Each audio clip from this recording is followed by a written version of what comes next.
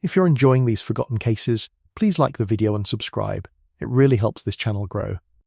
And tell me in the comments, where are you listening from and what's the weather like there right now? In the winter of 1882, Fishkill Landing, New York, was a village built on the rhythm of the river, sitting along the eastern bank of the Hudson in Dutchess County. It thrived on brickmaking, boat building, and the constant traffic of schooners and steamboats carrying goods between the Hudson Valley and New York City. Its people were largely working-class boatmen, dockhands and brickyard labourers bound together by close quarters and shared trades. Life here was public in a way that modern towns rarely are. Disputes, courtships and grievances played out where neighbours could see them, and reputations were built and broken in full view of the community. Among the well-known families of the village were the Payes, a line of river captains.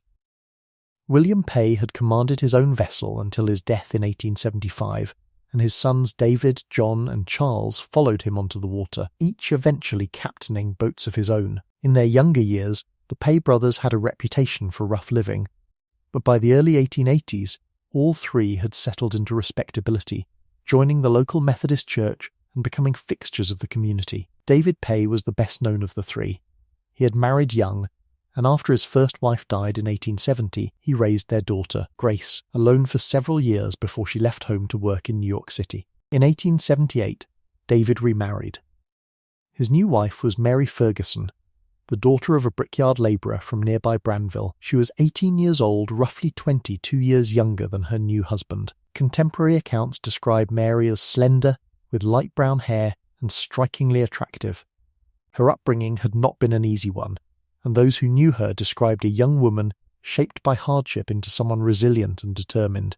At first, the marriage appeared content. In 1880, Mary gave birth to a daughter, and for a time the household on Division Street seemed to be a stable one. But as the months passed, strain crept into the relationship. By late 1882, David Paye, now 44, his health worn down by years on the river and complicated further by rheumatism and a recent bout of malaria, had decided to leave the water for good. He and his brother John jointly owned the schooner W.W. Brill, and in early December 1882, David sailed what he intended to be his final voyage, carrying a cargo of brick from Fishkill Landing to New York City. He told acquaintances that life aboard ship was taking too great a toll on his body, and that he planned to settle into a quieter trade, opening a market stall in the nearby village of Marital.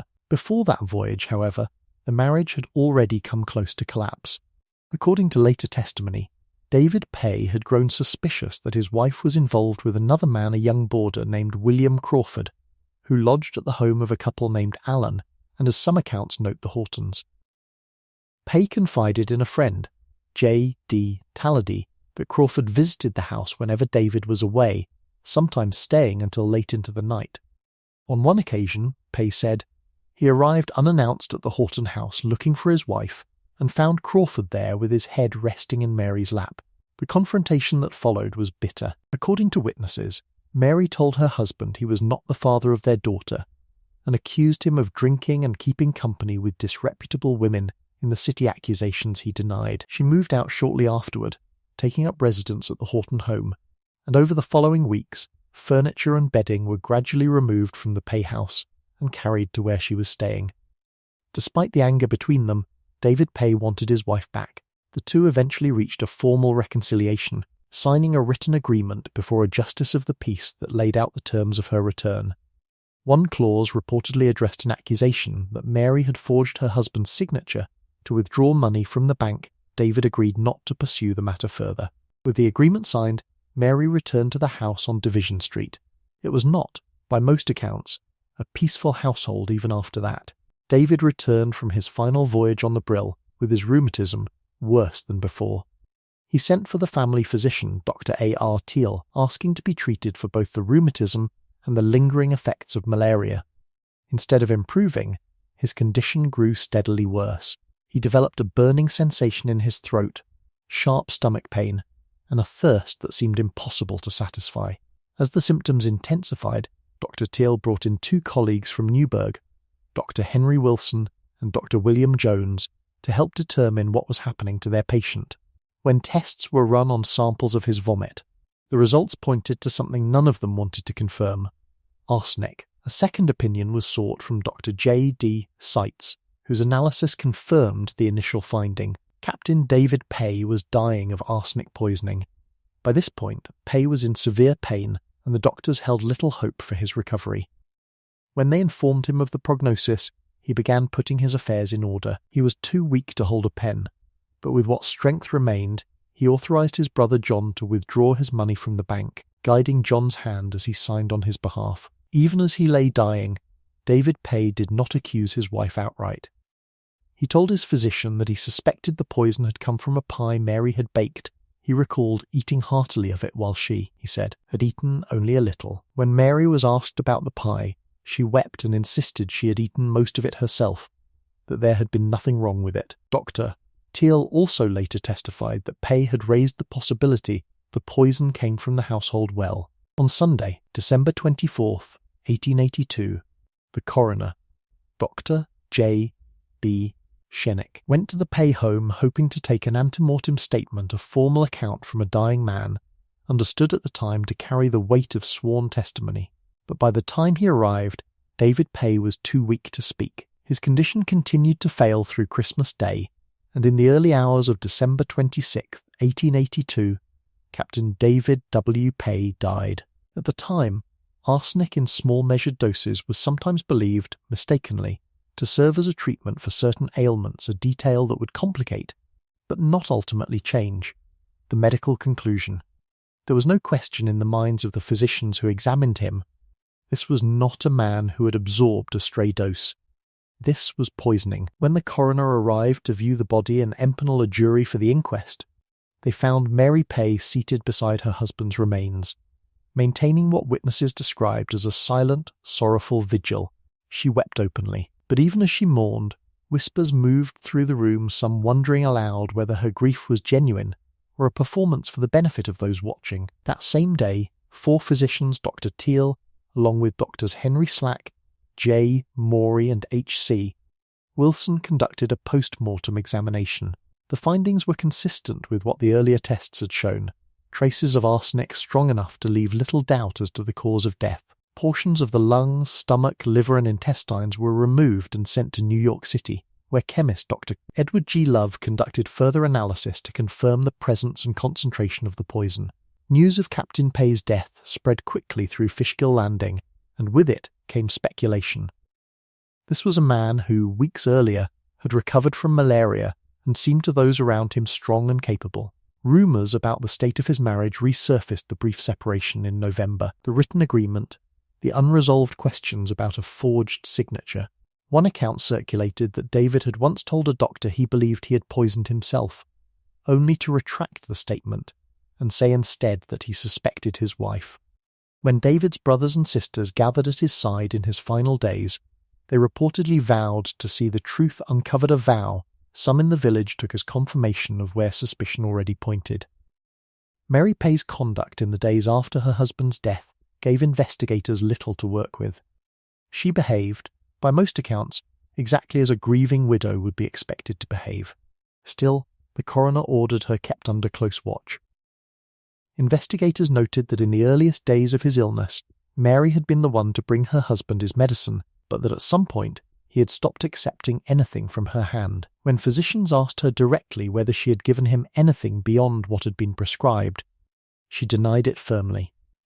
Rumours continued regardless. One account never verified, and treated by later historians as village lore rather than established fact, claimed that when a member of the household woke Mary in the night to tell her David was dying, her response was coldly indifferent. Well, what of that? The funeral was held on the afternoon of Thursday, December 28, at the Methodist Church in Matewan. The community turned out in large numbers, drawn by respect for a man who had spent his life on the river and by the questions now surrounding his death. Mary sat among the mourners, visibly grief-stricken, but the service was not the end of the day's events. At 4:30 that afternoon, after the last mourners had departed, Mary Paye was placed under arrest and brought before Justice W. O. Harris. She was accused of administering arsenic to her husband. She was not immediately jailed. Instead, she was permitted to return home for the night under the watch of an officer. The coroner's inquest opened the following morning. H. Bantis represented Mrs. Paye. John F. Scollis appeared for the district attorney. The first witness, Dr. J. Morey, who had assisted in the post-mortem, testified that none of the deceased's organs appeared abnormal except for the stomach, which showed significant congestion, a condition, he explained, consistent with exposure to an irritant poison. Dr. Slack, testifying afterward, agreed with that assessment. A nephew of the deceased, William Paye, told the inquest that while searching his uncle's property, he had been directed to check the well. There, he said, he found a stick with a rag tied to each end, forming a crude bag. According to his testimony, the contents of that bag were never tested. As the inquest proceeded, witness after witness painted a picture of a marriage strained by suspicion and betrayal. Alan Horton testified that Captain Paye had paid him for 5 days of board for Mary in early December after she had abruptly left the marital home, and that after those 5 days, she returned to live with her husband. Amos A. Luther told the inquest that David had come to him weeks before his death seeking advice about the marriage, and that Luther had gone to Mary and urged her to reconcile with her husband. His efforts, he said, had not succeeded. Luther also testified that he had seen areas of the house where furniture and bedding had been removed and taken to the Hortons. William Dingy, who lived across the street from the Payes, testified that he had visited David every day during the last 5 days of his illness. According to Dingy, David believed he had been poisoned, though he stopped short of directly accusing his wife.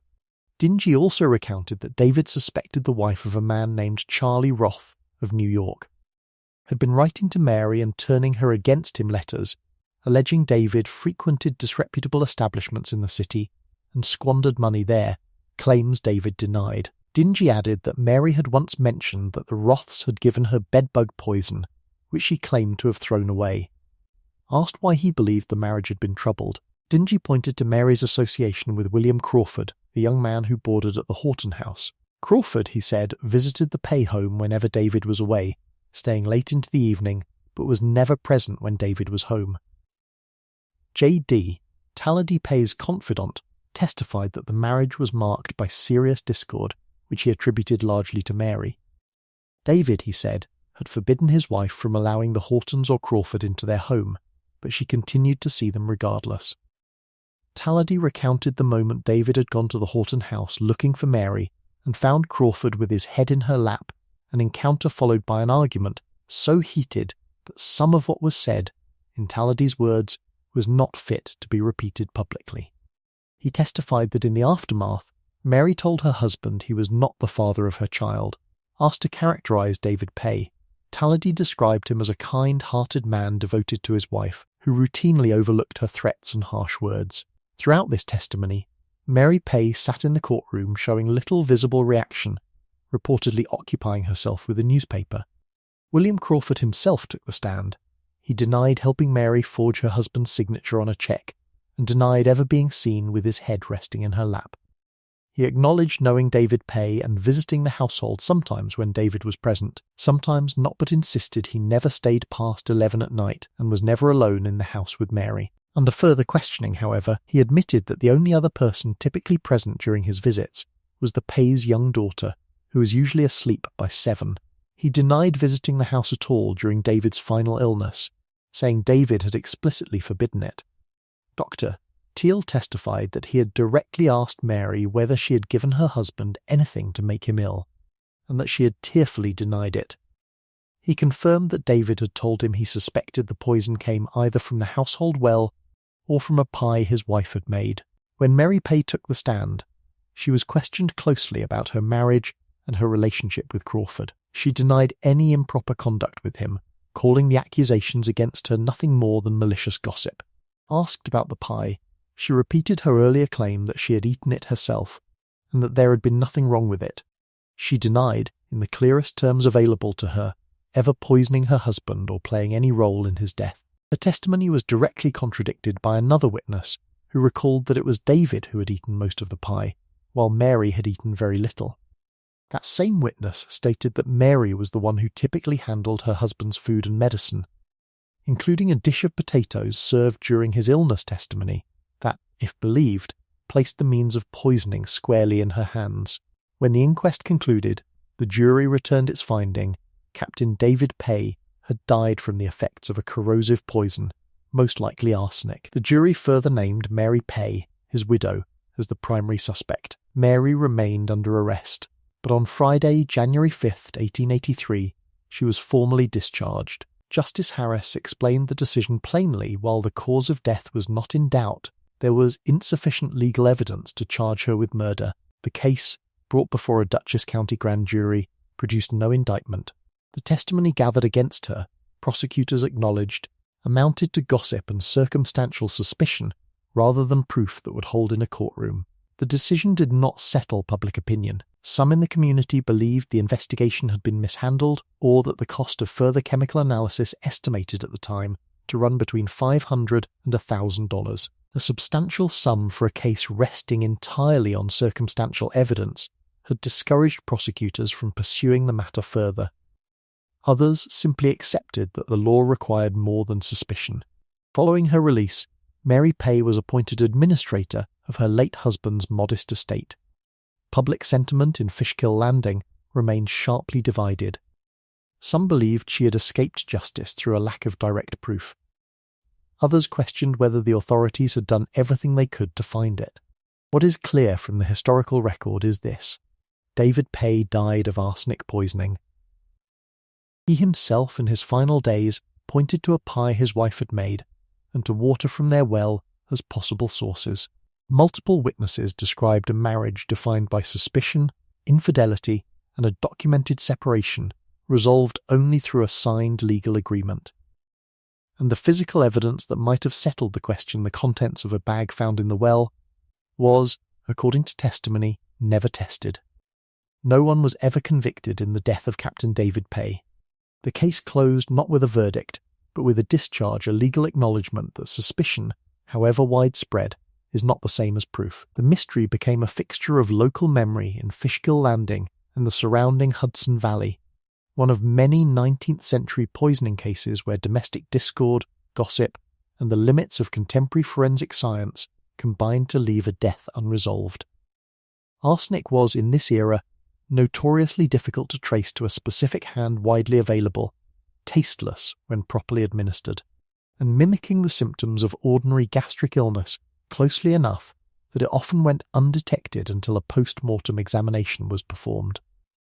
The Paye case reflects that broader pattern: a clear cause of death, a household full of motive and opportunity, and a legal system unable to close the distance between the two. For the Hudson Valley communities that once made up Fishkill Landing and Marital, now unified as the city of Beacon, the case remains part of the region's long-recorded history. A captain who spent his life on the river, a household consumed by suspicion, and a question that was never formally answered. That is where we leave the case of Captain David Paye and his wife. Mary, a story preserved not through confession or conviction, but through the testimony of neighbours, physicians, and a jury that could name a cause of death without ever being able to name, with certainty, a killer. If this case interested you, please consider subscribing to Crimen for more forgotten stories from America's 19th century. And as always, let me know in the comments where you're watching from and what the weather is like right now.